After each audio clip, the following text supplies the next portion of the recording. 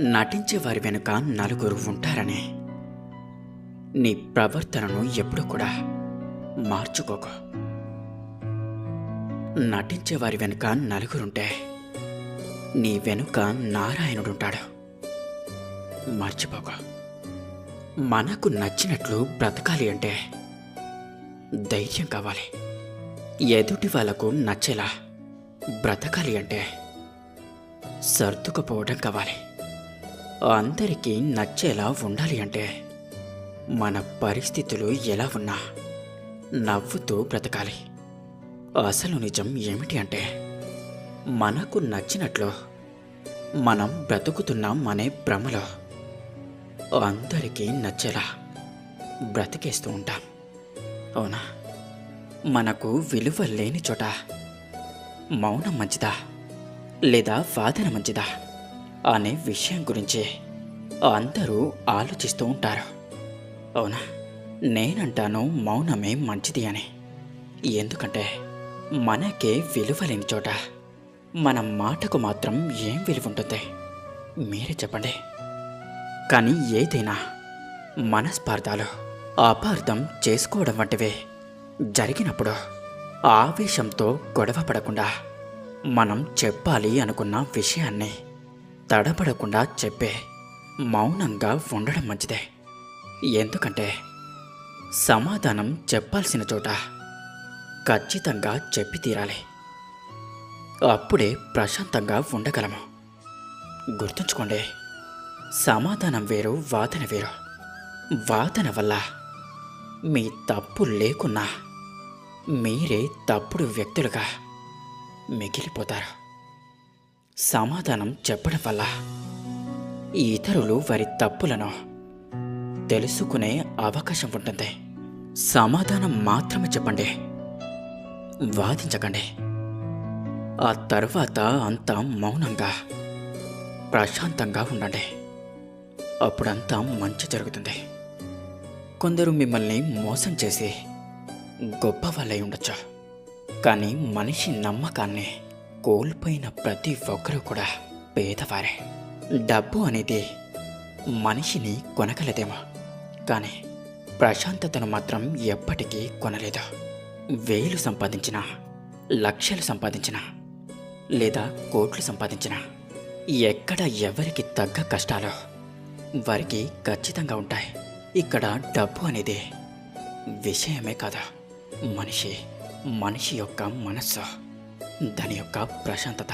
కొందరికి డబ్బు లేక ప్రశాంతత ఉండదు, మరికొందరికి డబ్బు వల్లే ప్రశాంతత ఉండదు. డబ్బు పిచ్చి ఉన్నవారికి డబ్బే సమస్య, అలాగే డబ్బే పరిష్కారం కూడా. కానీ కలిగిందే భాగ్యం అనుకుని బ్రతికే వారికి జీవితం ఎప్పుడూ కూడా సంతృప్తిగానే ఉంటుంది. వారి జీవితాలని సమస్యలు ఎప్పుడూ కూడా కదిలించలేవు. ఇక డబ్బు ఎప్పుడూ కూడా శాసించలేదు. అర్థమైందనుకుంటా. అవమానం అనేది మనలో పట్టుదలను మరింతగా పెంచాలి, కానీ పిరికితనాన్ని కదా.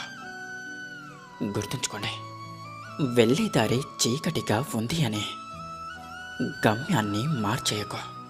ఏదో ఒకరోజు నిన్ను ముందుకు నడిపించే వెలుగు నీకు తోడవుతుందనే విశ్వాసంతో కదలు. ఈ ప్రపంచంలో చూసిన ప్రతిదీ కూడా పవిత్రమైనదే. నీ మనసు అపవిత్రం అవ్వనంత వరకు. భవిష్యత్తును దృష్టిలో ఉంచుకొని అందరూ నేడు నిర్ణయాలు తీసుకుంటారు. భవిష్యత్తులో సుఖపడాలి, భవిష్యత్తు సురక్షితం కావాలి అనుకుని వాటికి నిర్ణయాలు ఈరోజు తీసుకునే ప్రయత్నం చేస్తూ ఉంటారు. మీ జీవితాన్ని మీరు చూసుకోండి. మీరు తీసుకున్న నిర్ణయాలు చాలా వరకు భవిష్యత్తు కోసం తీసుకున్నవి కావా? ఎందుకు తీసుకోకూడదు? మీ జీవితాన్ని సరళంగా సుఖమయంగా చేసుకునే ప్రయత్నం చేసే అధికారం మీ అందరికీ ఉంది. కానీ భవిష్యత్తు ఎవ్వరికీ తెలియంది. కేవలం మీరు ఊహించుకోవచ్చు అంతే. అంటే జీవితంలోని అన్ని ముఖ్యమైన నిర్ణయాలు మీ ఊహల ఆధారంగానే తీసుకుంటారు మీరు. అయితే నిర్ణయాలు తీసుకోవడానికి ఏదైనా ఇంకొక మార్గం లేదంటారా? ఆలోచించండి. సకల సుఖాలకు ఆధారం ధర్మమే. ఆ ధర్మం మనిషి హృదయంలో వసిస్తుంది. అందుకే ప్రతి నిర్ణయానికి ముందు మీరు మీ మనస్సులో అవశ్యం ఈ ప్రశ్న వేసుకోండి: ఈ నిర్ణయం స్వార్థం నుంచి పుట్టిందా లేక ధర్మం నుంచా అని. ఇది సరిపోదంటారా? భవిష్యత్తుకు మారుగా ధర్మం గురించి ఆలోచించడం వలన భవిష్యత్తు అధిక సుఖమయం కాదంటారా? మీరే ఆలోచించండి. ఇక నిర్ణయం మీదే. మనందరికీ ఏదో ఒక సందర్భంలో కోపం వస్తూనే ఉంటుంది. కానీ ఈ కోపం అనేది ఎందుకు వస్తుంది? ఎప్పుడైనా మీరు ఆలోచించారా? ఈ కోపం ఎప్పుడొస్తుంది అంటే, మన మనసు కోరుకున్నట్లు ఏదైనా జరగకపోతే, ఎవరైనా మన మాటల్ని అంగీకరించినప్పుడు, ఎప్పుడైనా మనకి పరాజయం కలిగినప్పుడు. కానీ ఈ పరిస్థితులన్నిటికీ కారణం ఒక్కటే ఉంటుంది: కోపం అనేది మన బలహీనత వల్లే జన్మిస్తుంది. ఒకవేళ కోపాన్ని మనం అదుపులో పెట్టుకోకపోతే అప్పుడు భ్రమ జన్మిస్తుంది. ఒకవేళ భ్రమను అదుపులో పెట్టుకోకపోతే విచక్షణ కోల్పోవడం మొదలవుతుంది. ఇక ఒకవేళ విచక్షణను అదుపులో పెట్టుకోకపోతే ఆ వ్యక్తి యొక్క ఆలోచనే నాశనమవుతుంది. ఆలోచించి అర్థం చేసుకునే శక్తి శూన్యమవుతుంది. ఆ విధంగా ఆ వ్యక్తి యొక్క పతనం మొదలవుతుంది. అందుకే మీ ఆవేశాన్ని అదుపులో పెట్టుకోండి. అప్పుడు మనసు కూడా ఎంతో ప్రశాంతంగా ఉంటుంది. అర్థమైందనుకుంటా.